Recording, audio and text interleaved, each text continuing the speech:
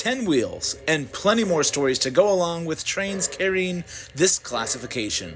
From Casey Jones taking a trip to the Promised Land, to Doc Brown and Marty going 88 miles an hour out of the Old West, the 460 has no shortage of fame. Today, we're going to look at this Lionel legacy take on a hero of the Pacific Northwest that you might not know about. Before we dive into reviewing this locomotive, there's a neat story to be told about this example here, Northern Pacific 1372. This engine was sent to pull an excursion train at the request of Seattle local Carol Cornish as a fun send-off to Steam. To her surprise, the tickets to ride the train sold out almost instantly, as an estimated 1,300 passengers crammed onto the old cars Northern Pacific had managed to round up. Old Betsy, as they called her, pulled the train with the diesel assisting through some of the steeper parts of the line all the way to Snoqualmie, Washington. The ride was such a success that they made it an annual event that lasted for 11 years. Old Betsy managed to lead the train for the first 2 years, 1956 and 1957, before she was retired and scrapped by Northern Pacific.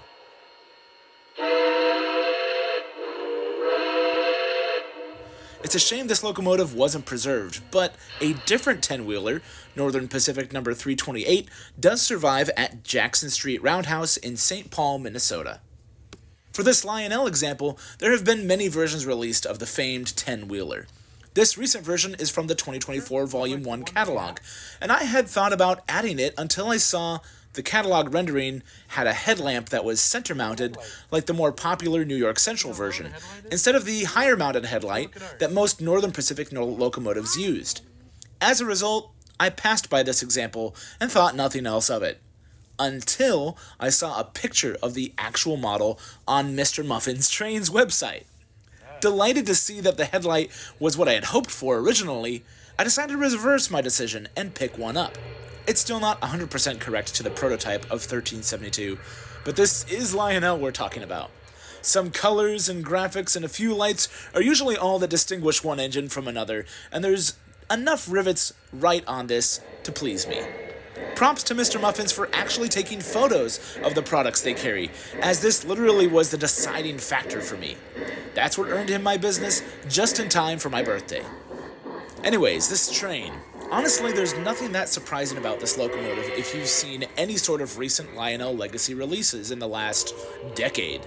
Aesthetically, there's a good amount of detail here, with a few separately applied details that make it look nicer than your average Lion Chief 2.0 example. There's sharp lighting up front, a cab light with a flickering firebox. There's also some nice details on the firebox too. There's no backup light on this example, but there is of course a rear electrocoupler. The front has some nice details for the scale dummy coupler too. This version has a fan-driven smoke and whistle steam effect. The steam comes out of a hole in the boiler right next to where the whistle is mounted. I kind of wish it went up and around the whistle itself, like my 280 consolidation does, as that's kind of a cooler effect, but still throws some smoke. Well, at least when I have the mix right. I'm honestly kind of clueless when it comes to the smoke units.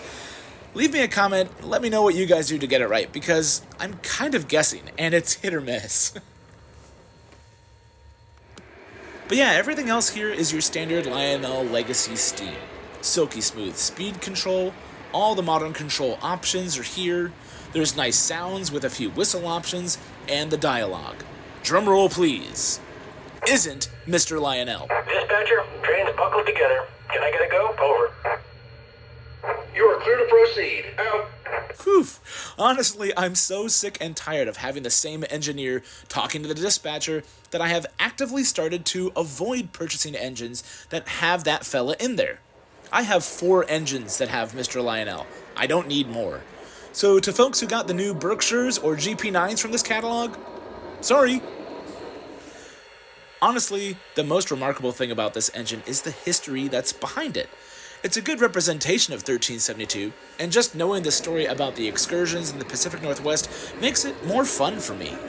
Plus, the history of Snoqualmie kind of goes back to my rally racing days, as I learned to be a co-driver at Dirtfish Rally School, which is just minutes from the station where 1372 would have wrapped up its final excursion. some of my favorite engines called the Pacific Northwest home. And my dad got me this cool backdrop that is definitely Mount St. Helens post-explosion.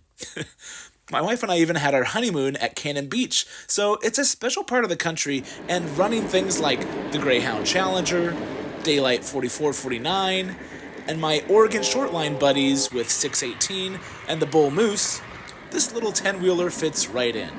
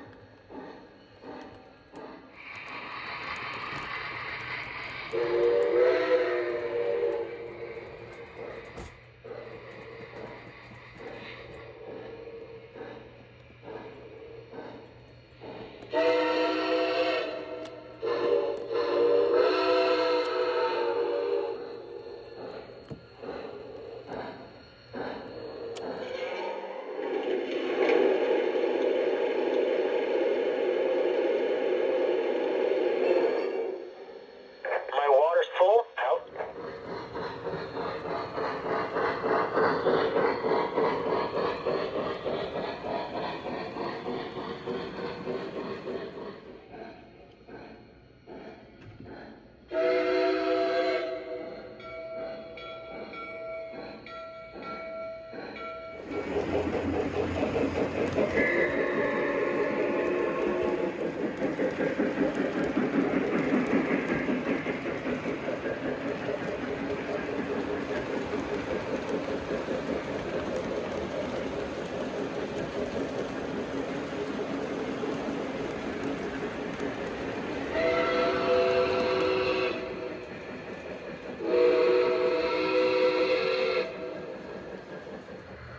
Heading your way. Make sure everything's good. Dispatcher, train's buckled together. Can I get a go? Over. Things are taking a little longer than usual. Sit tight until I can get the line cleared. Out.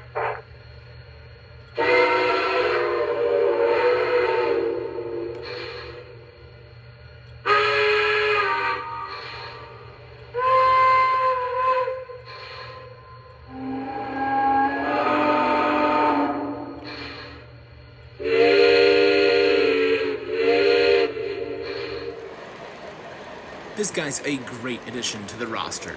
Plus, that's a cool caboose behind it, and I have no idea if these ever existed. Seriously, look at this. It's like the love child of a boxcar and a bay window caboose. Pretty cool, even if it isn't prototypical. Anyone have any idea if these were really a thing? Because I'd really like to know. Anyway, the 10-wheeler. They're great little engines, especially since they can run around tighter turns. And if you can find one with a story to make it special like I did, you'll probably enjoy it even more. It's more than the sum of its parts. If you've got one in your roster, let me know in the comments. Or if you're looking for one or waiting for them to make the one from Back to the Future 3, I just want to know where the petition is so I can sign up for that. Hope you all enjoyed this review and history of Old Betsy. As always, please leave a like, comment, subscribe, and check out all the stuff we've done because there's a lot. Thanks so much for watching, and we'll see you on the next one.